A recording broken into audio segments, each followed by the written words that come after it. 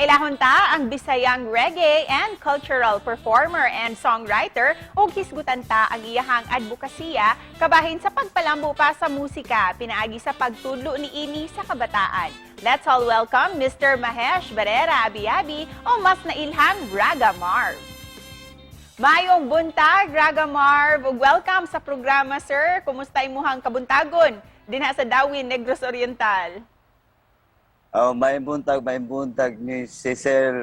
Okay kay diri gyud, naman naging bagyo, maayo ang panahon karon, maayo. Salamat.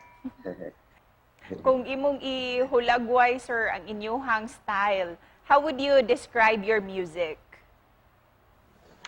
Ako ang musika, kuan siya, supposed to be jazz o reggae, akong gikuan, ako siyang diffuse. Nindot nga kombinasyon kay medyo complex siya, pero relatable ba. Nag-try kong folk singing original which is I wrote like a month ago. So ang basang reggae music kuan siya. It's a kuan ba, there's no season for this one. Kani mga kanta na ko, kuan gid siya, kani true to life kani siya unsay ma experience na ako sa isla sa Boracay, katong mga ex na ako ito nga nag-break sa kinatong kasing-kasing. So na-inspire po ko magsuwat kay it's nice to be negative sometimes para mag-blooming akong lyrics ba. O gani, sir, usa ang international reggae group na Big Mountain na midayeg sa imuhang talento. Pwede ba minimum ipaambit kining imuhang experience nimo with Big Mountain? Ay, yaman. That was way back 2014 dito sa Boracay. Nag-back to back ni Aidon Armstrong, akong kauban ng one of my producers sa isla. And then si Kino and the rest of the members, isa may ka-hotel. So nagchika-chika mo rito and suddenly, after maybe 7 years, nag-communicate po ni Kino, ang lead singer sa Big Mountain. And then, pero nag-pandemic manggod. So, okay ra kay every time mo sa Pilipinas, when our border is going to open, ako Japon ang paon niya mag-gitarista. Ug syempre, gawa sa imuhang talento sa musika, advokasya usab nimo kining pagtudlo sa kabataan. Can you tell us more, sir, kabahin niining free music and art school nga imuhang gipangunayan?